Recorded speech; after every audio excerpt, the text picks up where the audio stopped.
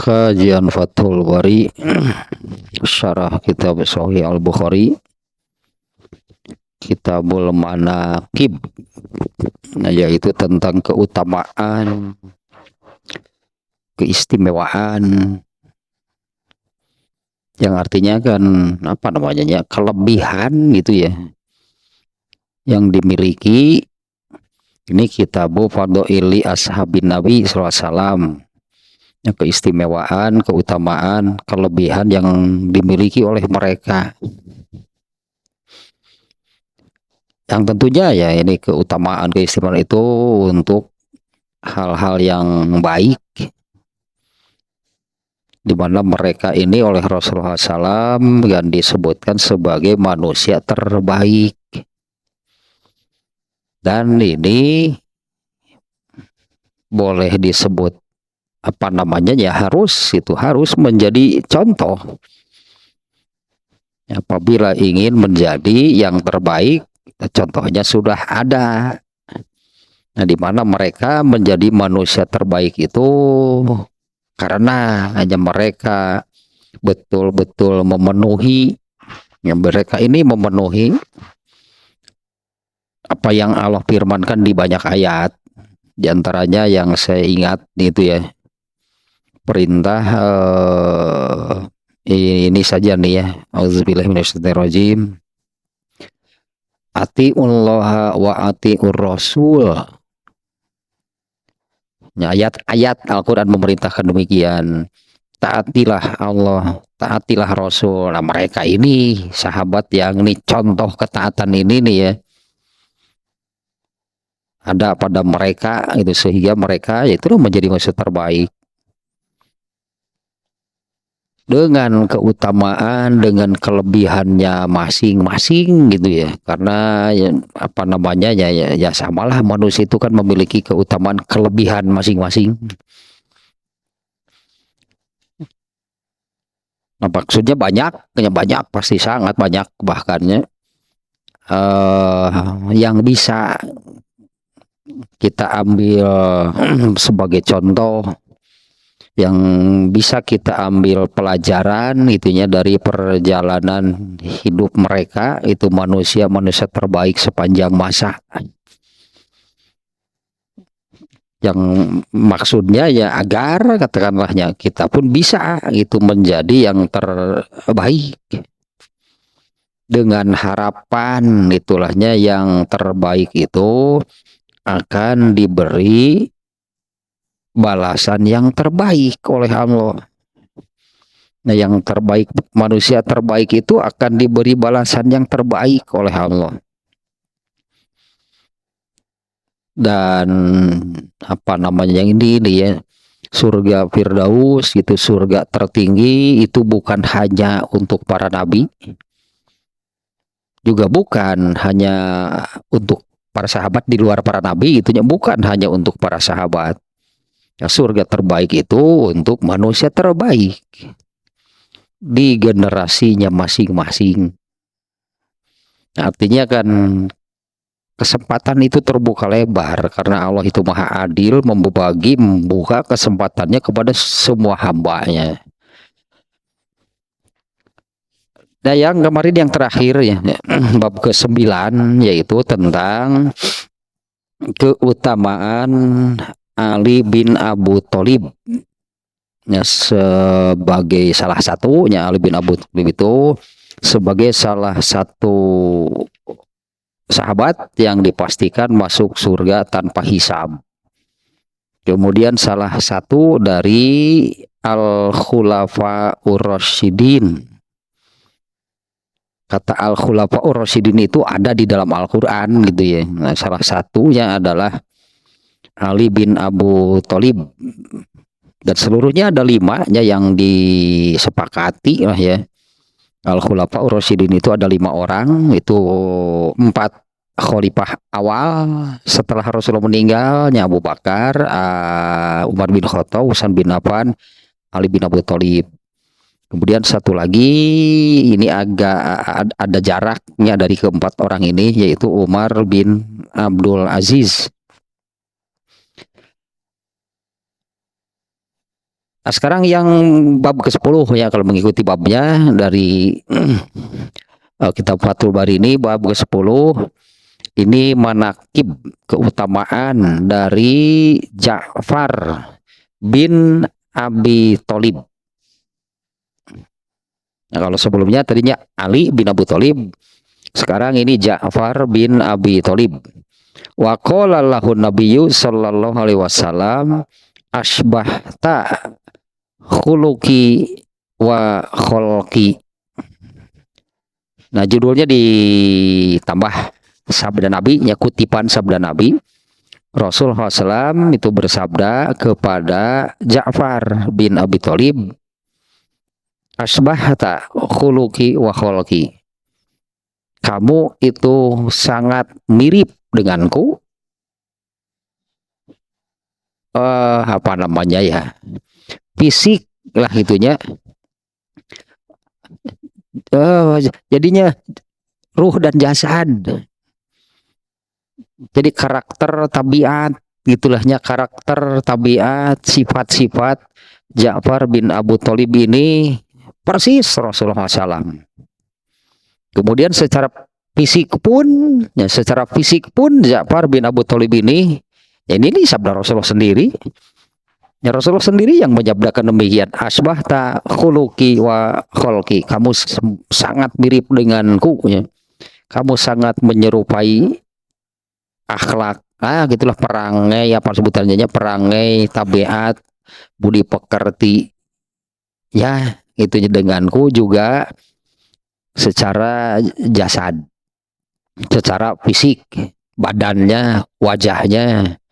Nah, karena kan ini masih ada kaitan saudaranya, ini Ja'far bin Abu Thalib itu anaknya Abu Thalib, dan Abu Thalib itu kan pamannya Rasulullah. Jadi ini kan sepupu, berartinya adik kakak dengan Ali bin Abu Thalib. Ini sepupu seperti Ali bin Abu Thalibnya, sepupunya Rasulullah, nih anaknya Abu Thalib. Sekilas nih, ini saya baca dari sini ya. Ja'far bin Abu Thalib itu, ya, itu yang sangat dikenal, ya, yang sangat dikenal itu yang tadi yang disabdakan oleh Rasulullah SAW, yaitu memiliki fisik serta perangai, tabiat, lah itu mungkinnya tadi sebutannya, ya, karakter yang paling mirip dengan Rasulullah SAW. Kalau dari Rasulullah SAW, ya, kalau dari Rasulullah SAW itu kan gak akan ada, tidak akan ada kejelekan sekecil apapun. Baru kemarin lah, ya, kalau nggak salahnya yang Aisyah mengatakan seperti ini. Ini dalam Kitabul Adab kemarin, Aisyah mengatakan Rasulullah SAW itu apabila dihadapkan pada dua pilihan, maka Rasulullah SAW itu akan mengambil yang lebih ringan, dan selama itu bukan dosa, ya, selama bukan dosa. Dan beliau itu, Rasulullah SAW itu adalah manusia paling jauh itu dari dosa. Artinya kan, ya, dimaksum, ya, oleh Allah, dimaksum, dijaga. Jadi Rasulullah SAW itu ya, dari Rasulullah SAW itu gak akan ada satu saja keburukan sekecil apapun, ya, yang datang dari Rasulullah SAW itu tidak akan ada satu saja keburukan sekecil apapun. Nah, maka dengan ini kan keutamaan, ya, ini keistimewaan Ja'far bin Abu Thalib dengan sabda Rasulullah yang tadi bahwa engkau itu paling mirip denganku, baik secara fisik ataupun kalau bahasa Arabnya kholqun wa khulukun. Kholqun jasad, kalau khulukun itulah bahasa kitanya, perangai, tabiat, budi pekertinya sama dengan Rasulullah SAW. Itu yang paling mirip, ya. Nah, maka seolah-olah seperti inilah ya, pada diri Ja'far bin Abu Thalib itu terdapat segala pokok kebaikan, keutamaan, dan kebesaran. Ya, pada diri Ja'far bin Abu Thalib itu ya terdapat itulah segala kebaikan, keutamaan, kebesaran. Nah, kalau kita bicara seperti apa keutamaan Nabi, wah seabrek berarti kan. Keutamaan Nabi apa? Sangat banyak lah berarti. Nah, inilah yang paling mirip, itulah Ja'far bin Abi Thalib nih ya yang paling mirip. Di antaranya ini juga di apa namanya di dalam Kitabul Manaqib ini nih ya. Ketika apa namanya kemarin apanya tentang Umar bin Khattab. Ini kembali nih ya, saya ulang nih ya. Ibnu Umar bertanya kepada siapa, Aslam kalau nggak salahnya nama sahabatnya. Ibnu Umar bertanya tentang bapaknya kepada sahabat. Ibnu Umar bertanya ya seolah beginilah. Jadi menurut kamu bapak saya itu seperti apa? Ya, menurut kamu bapak saya Umar bin Khattabnya seperti apa?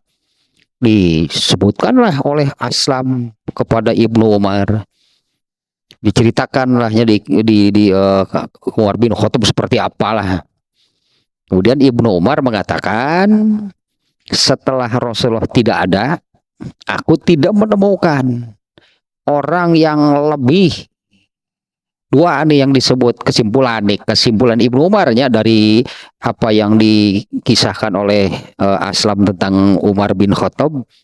Nah, Ibnu Umar mengatakan, setelah Rasulullah tidak ada, aku tidak menemukan orang yang lebih, satu, bersungguh-sungguh urusan agamanya, dan yang kedua kedermawanannya. Nah, itulah Rasulullah SAW ya. Dimana di dalam sebuah hadis kan ya, sahabat menyebutkan bahwa Rasulullah SAW itu orang yang sangat dermawan. Kedermawanan beliau itu disebutnya seringan angin. Kedermawanannya seringan angin ya. Ini contohnya teteh ginian anu ada sahabat yang ingin sekali kan memberikan baju hangat, titulahnya mantel kepada Rasulullah SAW. Setelah diberikan oleh Rasulullah, dicoba pas segitulah ya, pas di badan Rasulullah SAW, pas ukurannya, pas juga modelnya gitulah. Sedang dipakai, masih uji coba ya, masih ya test drive. belum dipakai lama, baru dikasihkan oleh seseorang, oleh Rasulullah, dipakai, dicoba, ternyata pas yang ukurannya lah, modelnya gitu, pokoknya pasnya di badan Rasulullah SAW. Ada sahabat, Rasulullah boleh kalau mentol itu buat saya, kan dikasihkan oleh Rasulullah. Padahal beliau saat itu beliau sangat membutuhkan itu baju mantel tersebut. Ada yang Rasulullah boleh buat saya, dikasihkan oleh Rasulullah. Itulah gambaran seringan angin ya.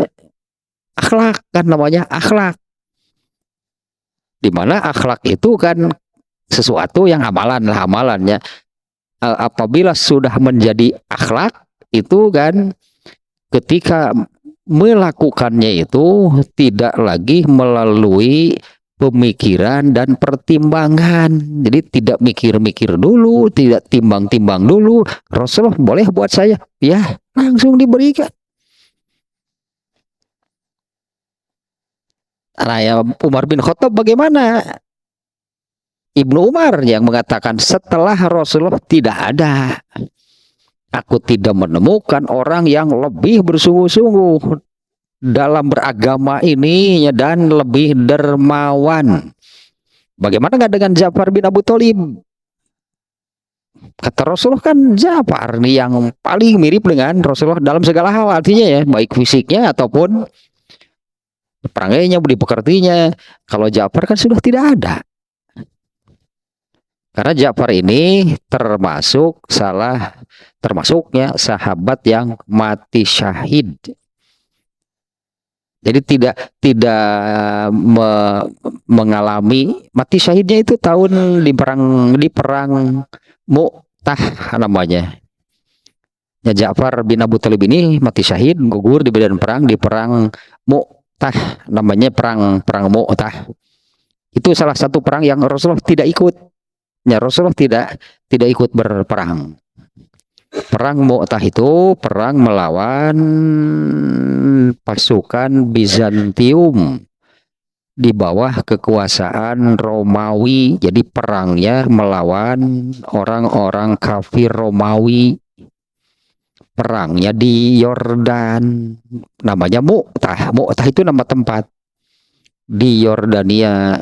Perangnya melawan kafir dari Eropa lah, kalau sekarang ini ke Bizantium. Pasukan kaum muslimin 3.000 orang, pasukan dari Bizantium itu 200.000 orang. 3.000 melawan 200. Banyak yang gugur tuh kaum muslimin ya. Nah, termasuk ini Ja'far bin Abu Thalib. Nah, ininya sangat dikenal gitunya sebagai orang yang paling mirip dengan Rasulullah SAW, baik secara fisik ataupun budi pekertinya.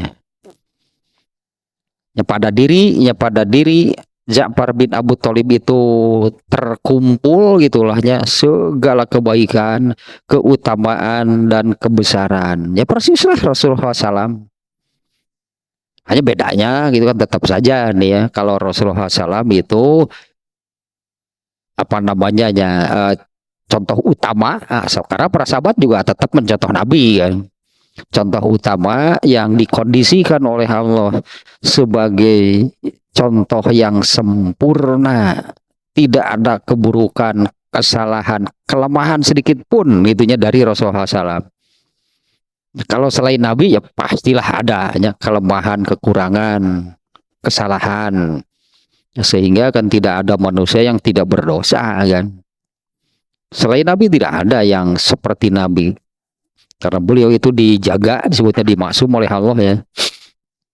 Nah, kemudian Rasulullah sendiri memberi julukan. Kalau Ali bin Abu Thalib kan diberi sebutannya Abu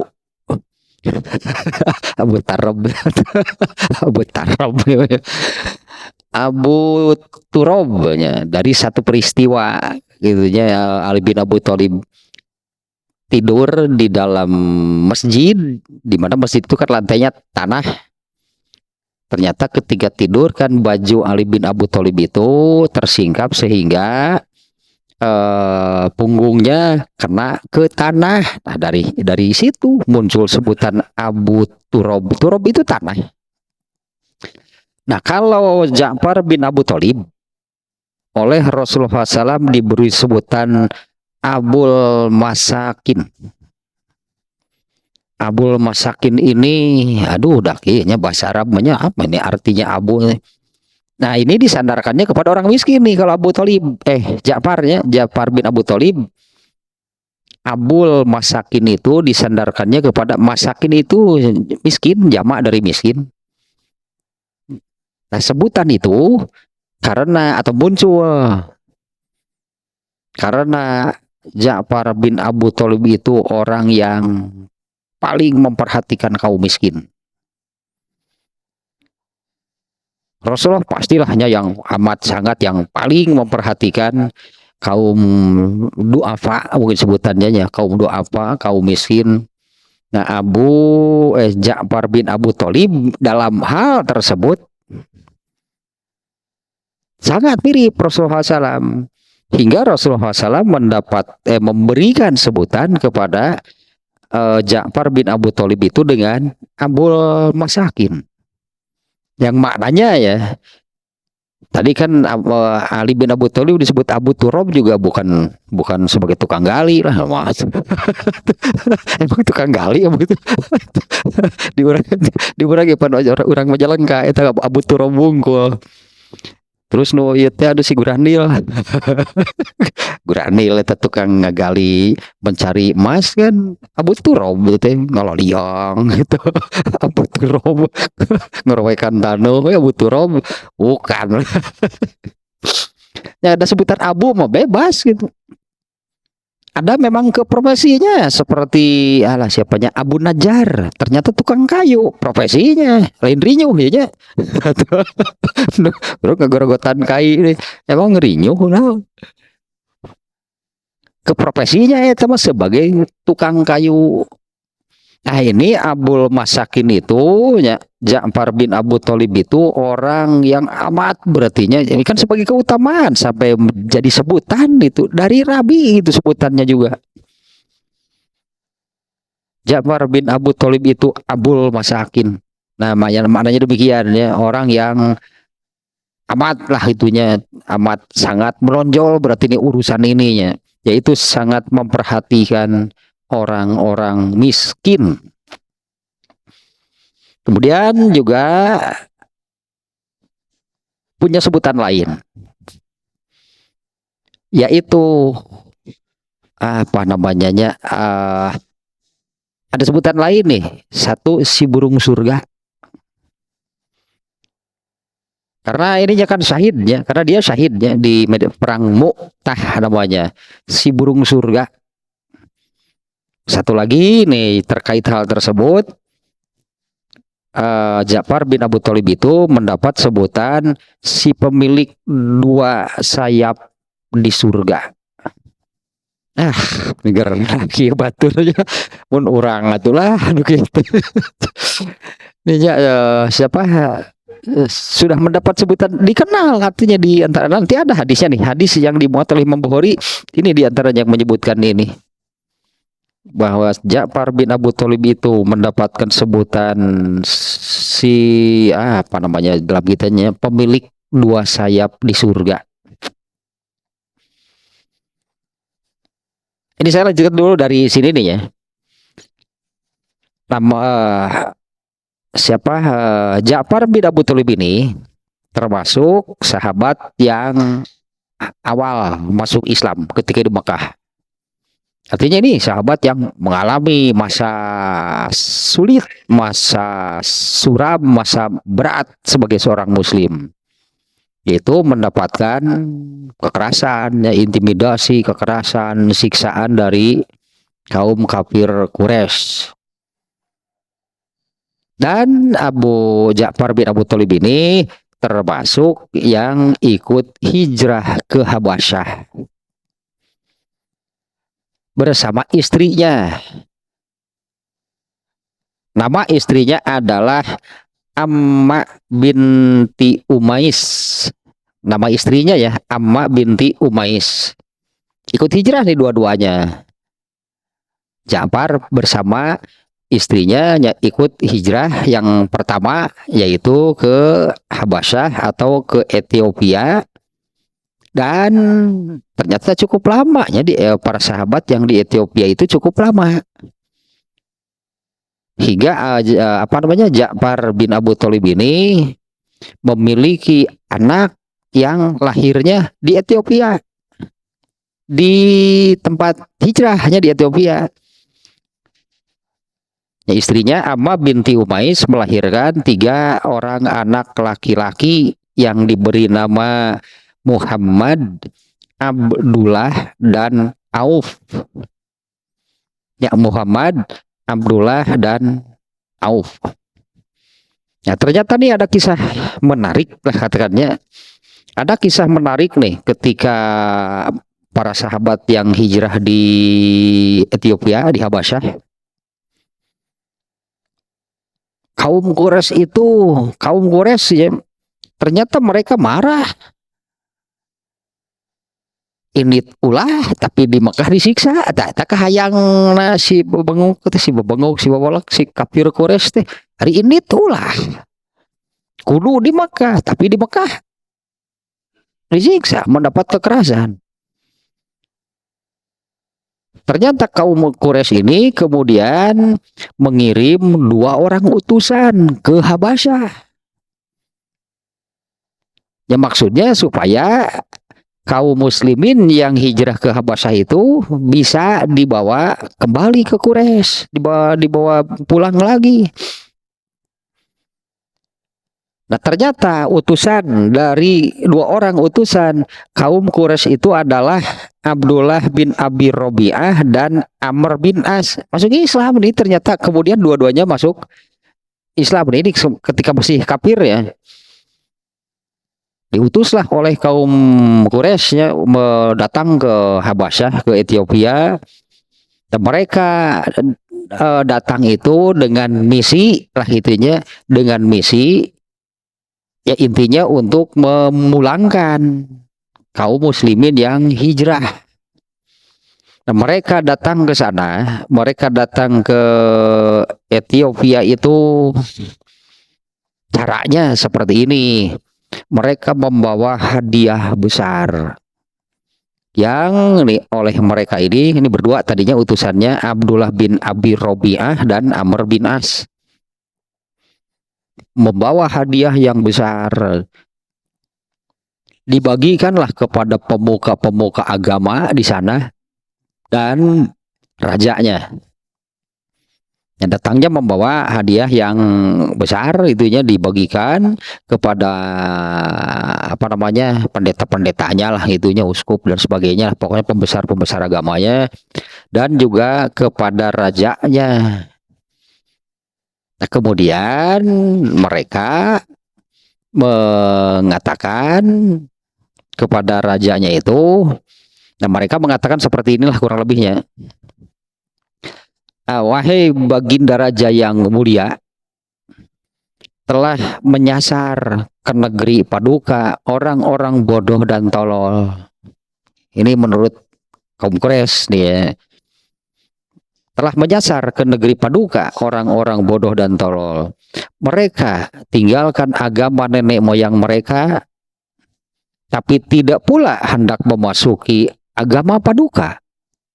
Nah gitunya, mereka ini kan meninggalkan agama nenek moyang, tapi datang ke Habasyah juga bukan untuk beragama orang Habasyah, yaitu Nasrani. Jadi mereka ini meninggalkan agama nenek moyang mereka, tapi tidak juga hendak memasuki agama Paduka.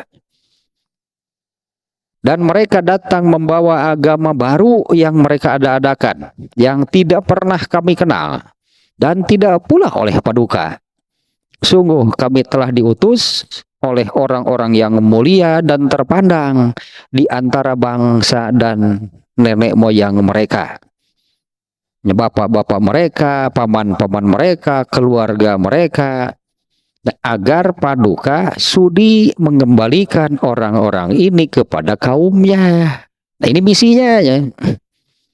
Ya, agar Paduka sudi mengembalikan, maksudnya usir saja gitu dari negeri Paduka, biar mereka kembali itu ke tempat asalnya. Tapi kesebelan ini ulah di jero gara disiksa.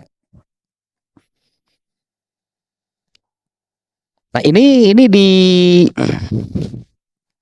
diadakan ya pada satu forum oleh penguasanya itu, gitunya, kemudian dikumpulkanlah kaum muhajirin itu di satu tempat.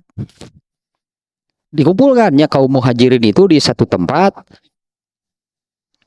Di sana ada ini dia ada rajanya, penguasanya, ada pembesar tadinya pendeta, uskup, pokoknya dikumpulkan dalam satu acara besar. Nah, dua orang utusan Quraisy ini menyampaikan kata-katanya tadi itu di forumnya yang diadakan oleh Raja Habasyah. Nah, mendengar paparan itu dari utusan kaum Quraisy, kemudian kaum Quraisy Raja Najasyi itu mengarahkan pandangannya kepada kaum muslimin dan bertanya, agama apa itu, agama apa yang kalian menyebabkan kalian meninggalkan negeri kalian, tapi kalian juga tidak memandang perlu untuk masuk agama kami. Ya, agama apanya yang menyebabkan kalian meninggalkan negeri kalian dan kalian juga tidak menganggap perlu masuk agama kami? Ya ternyata, nah ini diantaranya Ja'far bin Abu Thalib itu kan orang yang paling mirip dengan Rasulullah SAW, termasuk dalam hal bertutur kata. Bagaimana? Itulahnya kan Rasulullah itu tutur katanya bahkan dijadikan standar, standar standar, dijadikan standar bagaimana manusia berbicara di dalam surga. Ada hadis yang seperti ini ya, tapi kalau nggak salah ini hadisnya doif ya. Tapi kalau untuk secara makna lah, kita melihat secara makna, ini bisa diterima sebetulnya. Kan baiklah doif seperti ini nih hadisnya. Seperti apa sih apa namanya ya?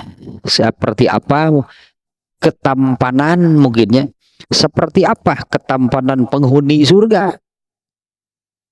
Nabi Yusuf standarnya. Lu di surga mah karasep lah pokoknya mah. Bahkan kan ada hadis yang, nah ini yang sahihnya nih. Semua penghuni surga itu kan dari minggu ke minggu itu kan penampilannya semakin tampan, semakin menarik, semakin mempesona. Itu benarnya hadisnya sahih kan. Setiap kali hari Jumat kumpul ngeropi balik bagi karasep, genah di surga mah pokoknya mah unggal Jumaah ngarumpul berkumpulnya, karena di surga itu kan ada satu tempat pasar disebutnya. Nah, artinya tempat berkumpulnya penghuni surga dari semua tingkatan surga berkumpul di satu tempat. Setelah selesai berkumpul, mereka pulang ke surganya masing-masing. Nah, setiap pulang dari sana, setiap datang kembali ke surganya masing-masing, penampilan mereka itu berubah, semakin menarik, semakin tampan, semakin mempesona gitulah ya. Nah, bagaimana standar gitulahnya ketampanan penghuni surga? Nabi Yusuf standarnya. Nah, bagaimana bicaranya para penghuni surga? Seperti bagaimana kalau Rasulullah berbicara. Karena kan Rasulullah berbicara itu tidak pernah hal yang buruk. Tidak pernah Rasulullah menyakitkan. Nah, itulahnya tutur kata bagaimana apabila Rasulullah berbicara. Karena Rasulullah itu kan tidak pernah hanya berbicara yang buruk, yang jelek, yang menyakiti orang, menyakitkan, nggak pernah. Nah, ternyata juru bicaranya dari kaum muslimin yang muhajirinnya, yang hijrah di Habasyah ini, juru bicaranya Ja'far bin Abu Thalib, ya karena paling mirip Rasulullah SAW. Nah, Ja'far bin Abu Thalib ya yang menjawab nih sebagai juru bicara, sebagai jubir dari muhajirin. Ketika ditanya demikian oleh Raja Najasyi, apa yang menyebabkan kalian meninggalkan negeri kalian? Tapi dan kenapa juga gitunya kalian tidak memandang perlu untuk masuk agama kami, datang ke sini tapi tidak mau itunya memeluk agama kami. Nah, Ja'far kemudian berdiri dan nih ini tugas gitunya dari kelompok muhajirin untuk menjadi jubir. Kemudian Ja'far menjawab, wahai paduka yang mulia, dulu kami memang orang-orang jahil dan bodoh. Tebongan tadi disebut bodoh dan tolol nyasar, jadi kan dia yuk. Dulu kami memang orang-orang yang jahil dan bodoh. Kami menyembah berhala, memakan bangkai, melakukan melakukan perbuatan keji, memutuskan silaturahmi, menyakiti tetangga dan orang-orang yang dekat. Yang kuat memakan yang lemah. Jahiliyah pisannya kelakuan gieunya. Yang kuat memakan yang lemah. Hingga datanglah masanya Allah mengirimkan Rasulnya kepada kami dari kalangan kami sendiri.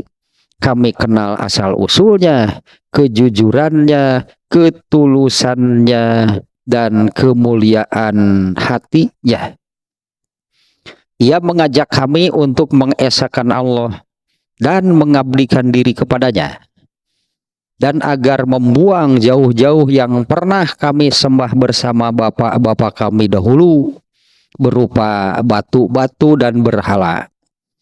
Beliau menyuruh kami berbicara yang baik dan benar, menunaikan amanah, menghubungkan silaturahmi, berbuat baik kepada tetangga, dan menahan diri dari menumpahkan darah serta semua yang dilarang oleh Allah. Dilarangnya kami berbuat keji dan zina, berkata bohong, memakan harta anak yatim, dan menuduh berbuat jahat perempuan-perempuan yang baik. Kemudian kami membenarkannya, dan kami beriman kepadanya, dan kami ikuti dengan taat apa yang disampaikannya dari Tuhannya. Lalu kami beribadah kepada Allah, dan kami tidak menyekutukannya sedikit pun. Kami halalkan apa yang dihalalkan oleh Allah untuk kami. Kami haramkan apa yang Allah haramkan untuk kami. Karenanya kaum kami memusuhi kami. Karena alasan itulah kaum kami memusuhi kami, dan terusnya memaksa kami untuk kembali ke dalam agama ke agama sebelumnya, yaitu menyembah berhala, dan memaksa kami kepada perbuatan-perbuatan jahat dan keji yang pernah kami lakukan sebelumnya. Maka sewaktu mereka memaksa dan menganiaya kami dan menyengsarakan hidup kami, menghalangi kami dari agama kami keluar hijrah menuju negeri Paduka, dengan harapan akan mendapatkan perlindungan Paduka dan terhindar dari perbuatan-perbuatan kejam mereka. Nah, ini yang diucapkannya oleh Ja'far bin Abu Thalib. Nah, kemudian Raja Najasyi itu bertanya, apa kamu membawa bukti, membawa sesuatu yang diturunkan oleh Allah kepada Rasulnya?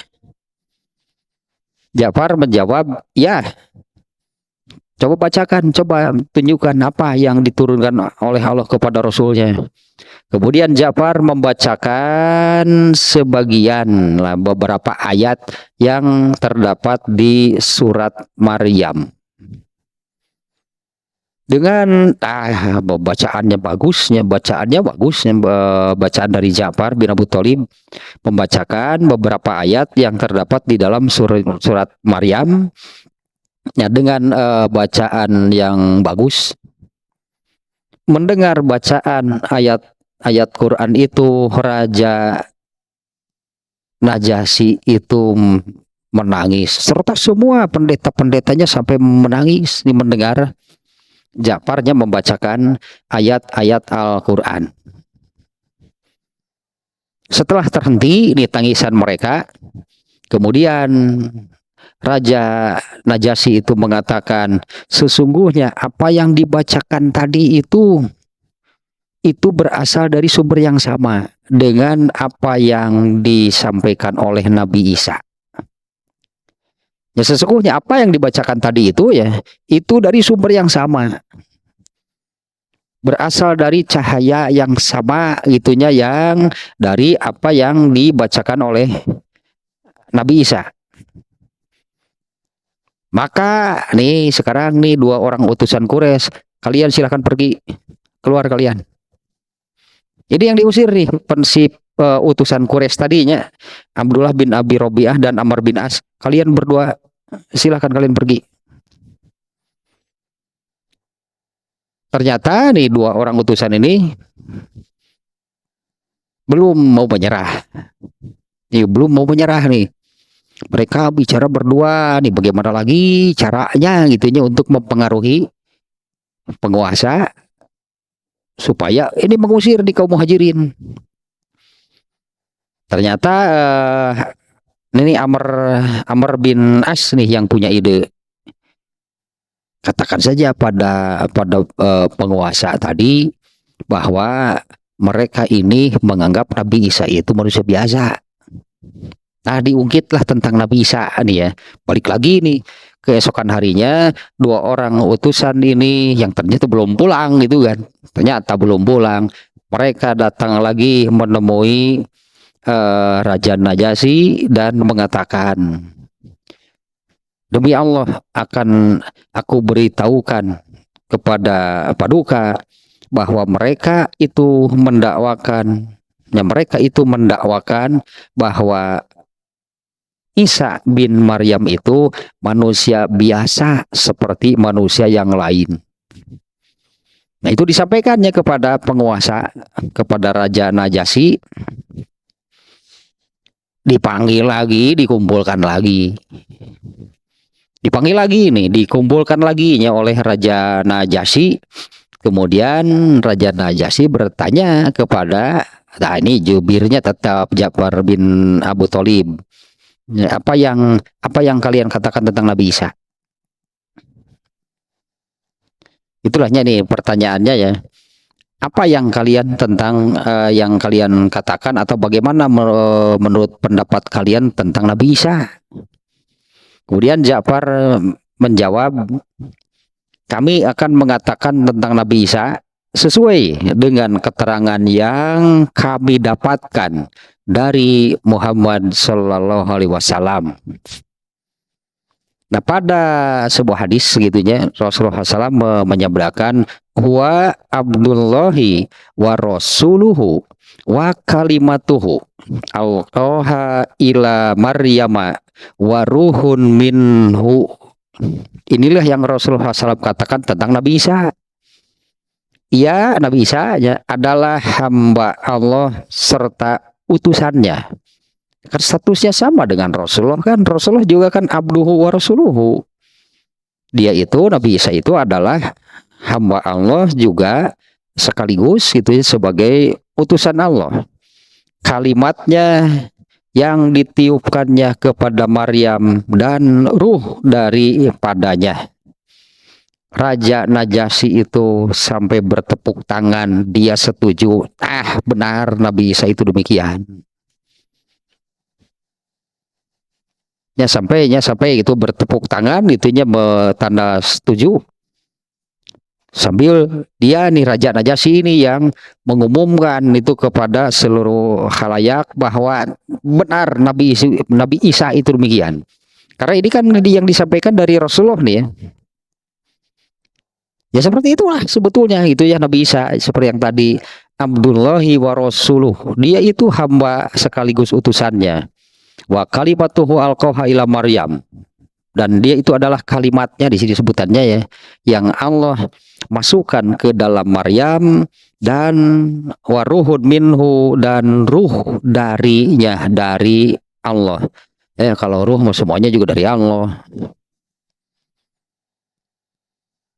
Itu di surat Sajdah ayat 9 itu yang menerangkan demikian. Fassawahu wa nafakho fihi min ruhi. Ini bukan hanya untuk Nabi Isa, ini untuk semua manusia. Bagaimana Allah menciptakan manusia? Nah, di ayat ini kemudian Allah menyempurnakannya. Fassawahu wa nafakho fihi, kemudian Allah tiupkan itu ke dalam jasad manusia itu min ruhi, dari ruhnya. Padahal manusia itu kan ruhnya, bukan jasad.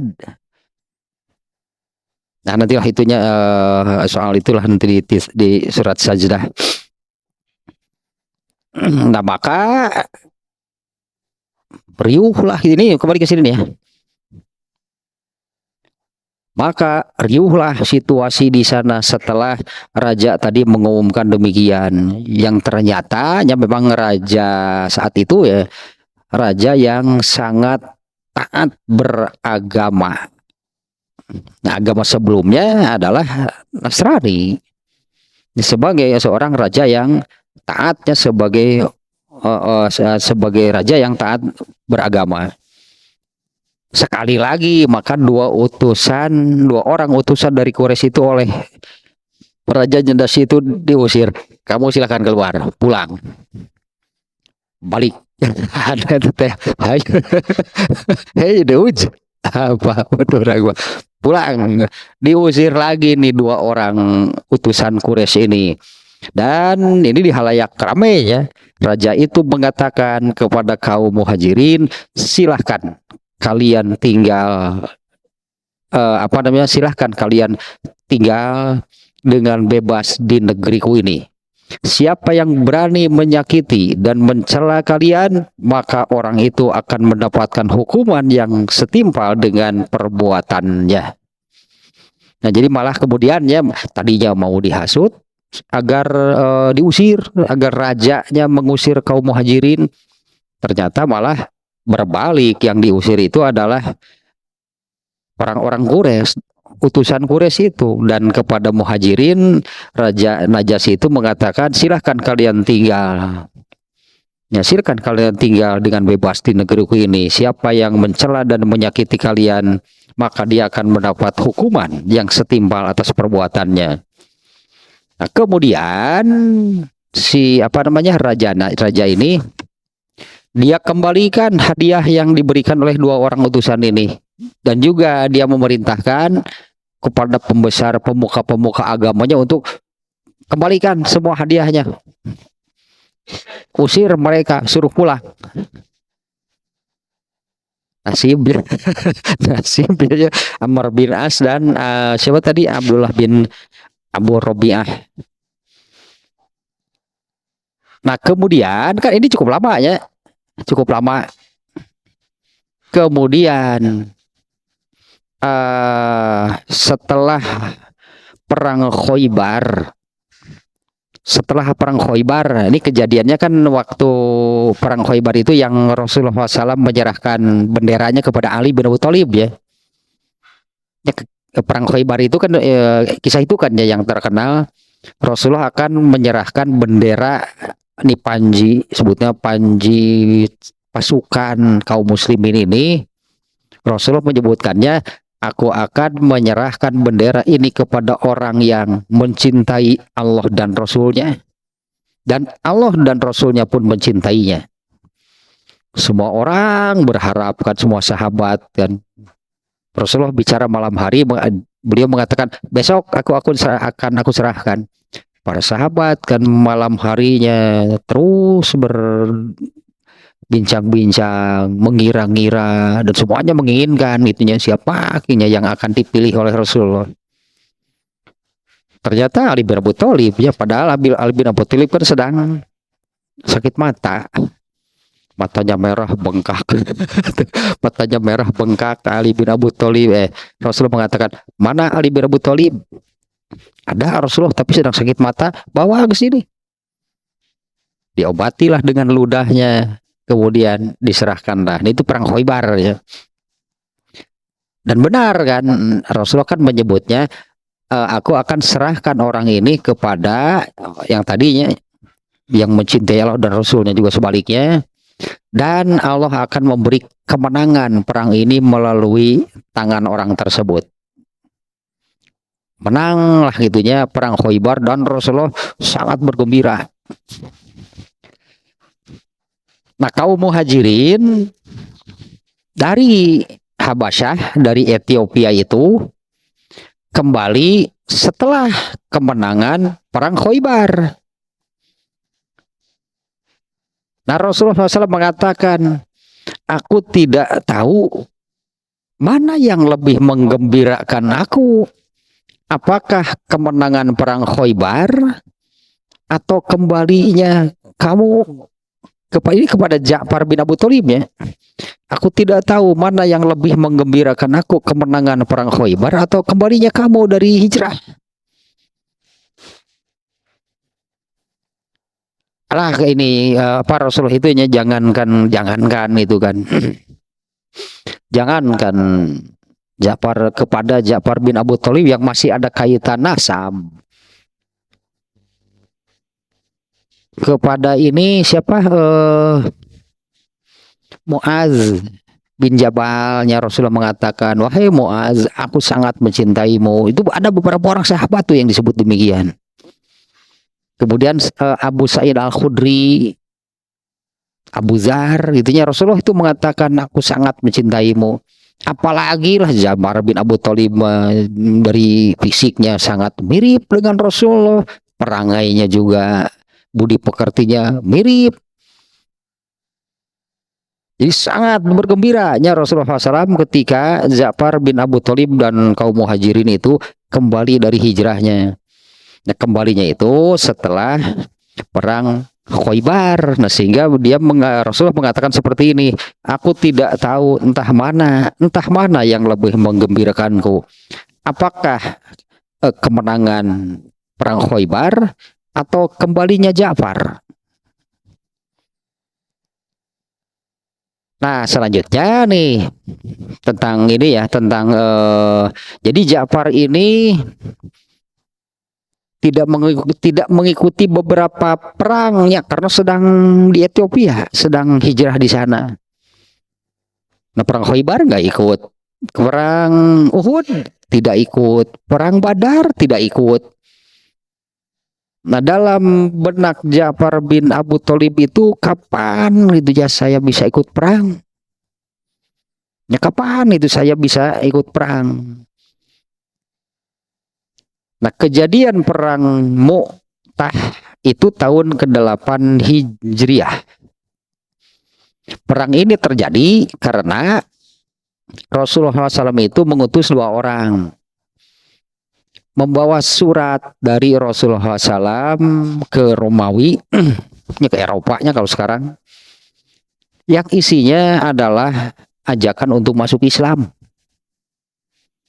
Isi suratnya itu yang ajakan dari Rasulullah SAW untuk masuk Islam. Ternyata 2 orang utusan itu dibunuh. Nah, ini penyebabnya ya. Penyebab terjadinya perang itu adalah 2 utusan Rasulullah SAW yang membawa surat. Beliau isinya adalah gitu ajakan Rasulullah SAW untuk masuk Islam. Nah, ini Ja'far ini berpikir seolah-olah kapan itu ya saya bisa, kapan itu saya bisa hanya kebagian untuk ikut berperang. Nah, waktu perang Mu'tah itu Ja'far ini dengan nantinya nih banyaknya yang gugur karena kan ya dari jumlahnya kan pasukan kaum muslimin 3.000, sementara pasukan dari Bizantium kafir itu sebanyak 200.000. Sementara perang dulu ya perang dari jarak 0. Nah, kalau sekarang mah dari jarak 0 dulu langsung bertempur gitu ya, menggunakan senjata tajam, tombak kah, pedang kah, apalah gitunya senjata bertempur. Sebutan teh bahasa ya namanya nyebutan teh perang Baratayuda dengan jumlah sekian. Nah, di antara yang gugur, yang terkenal nih waktu perang Mu'tah itu 3 orang sahabat. Ya, ini 1 Ja'far bin Abu Thalib, 2 Zaid bin Harisah. Zaid bin Harisah ini kan anak angkat Rasulullah. Ya, Zaid bin Harisahnya anak angkat Rasulullah. Bahkan penyandaran namanya pun sempat diganti jadi Zaid bin Muhammad, anak angkat Rasulullah SAW. Dan 1 lagi adalah Ibnu Rawahah atau Abdullah bin Rawahah. Banyak sihnya Abdullah bin Umar, Abdullah bin Abbas. Jadi Ibnu Umar, Ibnu Abbas. Nah, ini Ibnu Rawahah. 3 orang sahabat nih yang dikenalnya gugur di perang Mu'tah. 1 Ja'far bin Abu Thalib, kemudian Zaid bin Harisah, dan Ibnu Rawahah atau Abdullah bin Rawahah. Kalau Zaid bin Harisah waktu gugur di perang Mu'tah ini umurnya itu baru 18 tahun ternyata. Mungkin ingat nih dalam apalah dalam kitab Burikok dulunya kalau nggak salah nih. Harisah Harisah hanya bukan Zaid, bukan bapaknya Zaid nih. Harisah sama ini juga anak muda ABG lah mau di orang main anak muda ABG remaja ikut perang, ternyata baru sekali ikut perang meninggal.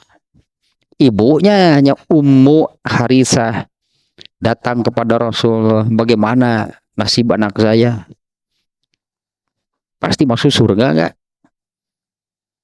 Kalau pasti masuk surga, saya rela, saya ikhlas, saya bahagia meskipun kehilangan anak.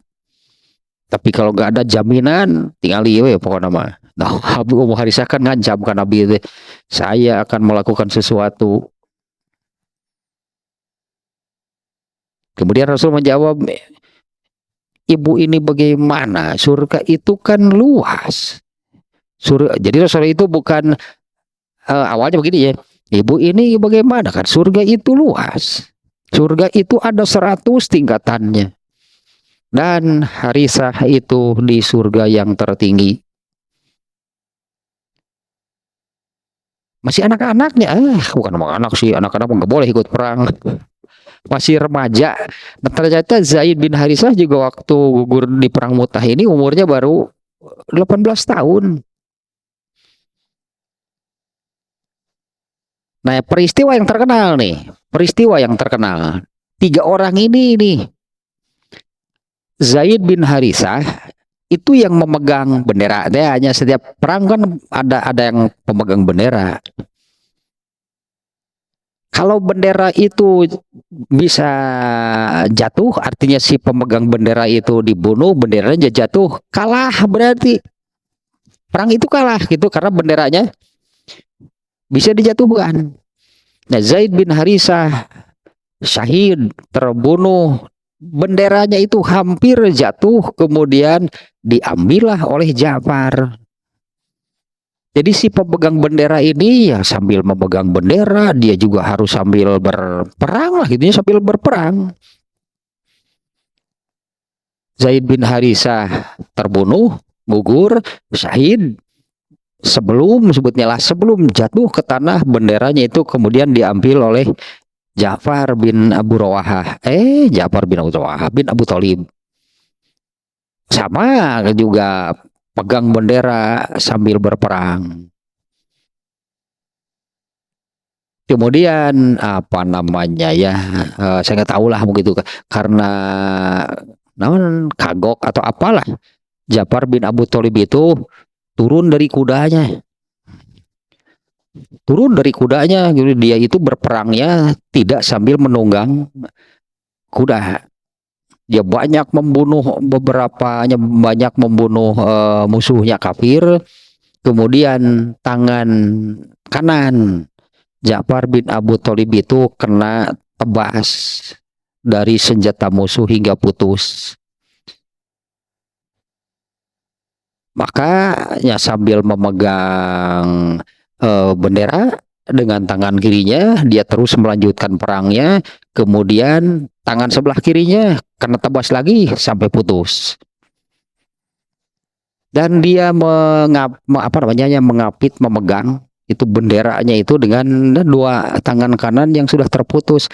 Nah, ini gelarnya tadi kan, 2 pemilik 2 sayap di surga. Dari sini sebutan tersebut muncul karena 2 tangannya terputus waktu perang Mu'tah ini ya, yang akhirnya ya syahid lah. Nah, kemudian benderanya diambil lagi oleh orang ketiga yang tadinya dikenal syahid di perang Mu'tah itu. 1 Zaid bin Harisah, 2 Ja'far bin Abu Thalib, yang ketiga Abdullah bin Rawahah. Dia melanjutkan Ibnu Rawahah nih yang memegang benderanya, ternyata mengalami nasib yang sama. Akhirnya benderanya bisa dijatuhkan dan kaum muslimin kalah. Ini karena jumlah pasukannya ya sangat jauh lah perbandingannya ya, 3.000 melawan 200.000. Ternyata kan di dalam surat Ar-Rum sebetulnya Allah sudah menjanjikan bahwa Roma itu nantinya akan bisa dikalahkan. Itu surat Ar-Rum, gulibat tirum. Nah, itulahnya itu janji dari Allah bahwa Roma itu Romawi, Bizantium disebutnya dulunya, atau Eropa itu akan bisa dikalahkan. Nanti ya, kalau itu adalah di surat itu namanya surat Ar-Rum, Rum te Roma. Atau pakai AS tapi AS Roma. Eta mah atuh jeung Lazio nu kitu. Di AC Milan. Itu surat Ar-Rum itu, Rum itu Romawi, nya Roma. Ya, kalau sekarang kan jadi ibu kota Italinya Roma.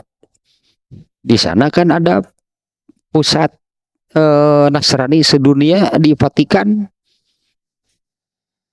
Nah, sampai di situ mungkinnya tentang Ja'far bin Abu Thalib ya, gugurlah dia itu syahid di medan perang, yaitu pada perang Mu'tah.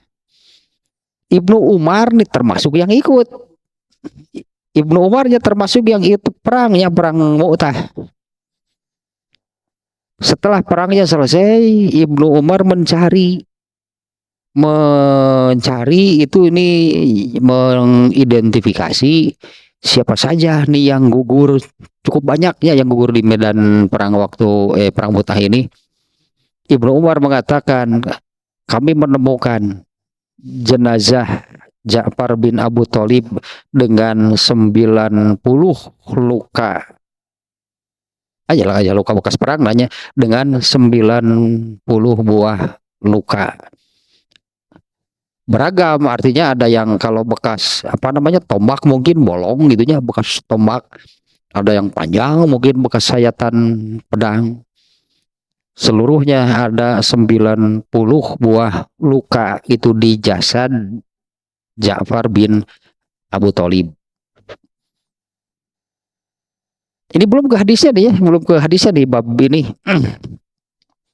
Nah, itulah kisah pendek mungkinnya Ja'far bin Abu Thalib itu termasuk orang yang awalnya masuk Islam. Seperti Abu Bakar, Abdurrahman bin Auf, ya mereka ini nih orang-orang yang begitu Rasulullah memunculkan gitulah, munculnya awal kemunculan Islam. Nah, ada beberapa orang yang begitu muncul Islam mereka langsung masuk Islam. Nah, termasuk ini Ja'far bin Abu Thalib. Mengalami berbagai macam kekerasan, penyiksaan ya, sampai akhirnya hijrah gitunya. Dan istrinya pun sama, tadinya namanya Amma binti Umais, dia juga ikut masuk Islam sejak awal, ikut hijrah, yang ternyata gitu aja kan ketiga anaknya itu lahir di pengasingan, lahir di tempat hijrah. Tapi balik lagi sih dinaturalisasi lah jadi pemain timnas. Ketiga anaknya ini namanya Muhammad, Abdullah, dan Auf. Nah, Ibnu Umar nantinya di hadisnya nih, apabila bertemu dengan anak-anaknya Ja'far bin Abu Thalib, Ibnu Umar selalu itu memanggilnya itu dengan wahai anak pemilik dua sayap di surga. Nah, terkenal sebutan itunya Ja'far bin Abu Thalib itu pemilik dua sayap di surga. Ternyata sebutan itu karena kedua tangannya terputus sampai syahid waktu perang Mu'tah, menang hayang perang Mu'tah. Siapa? Ja'far mah. Karena perang-perang sebelumnya dia tidak ikutnya karena masih berada di tempat hijrah di Ethiopia. Tahu hanya berarti nanti masih bab ini ya, masih bab manakib Ja'far bin Abi Thalib. Ini hadisnya ada dua Makanya kalau Abu Bakar kan banyaknya, Umar bin Khattab banyak nih. Imam Bukhari untuk Ja'far bin Abu Thalib ini hanya memasukkan 2 hadisnya, hanya memasukkan 2 hadis, terutama nanti yang paling terkenal kedermawanannya. Ya, yang paling terkenalnya dari hanya seperti Rasulullah, pokoknya mah tadi kan Rasul itu seringan angin gitu kalau sebutannya, kalau untuk urusan kedermawanan. Nah, seperti itu juga lah itunya, siapa ini Ja'far bin Abu Thalib.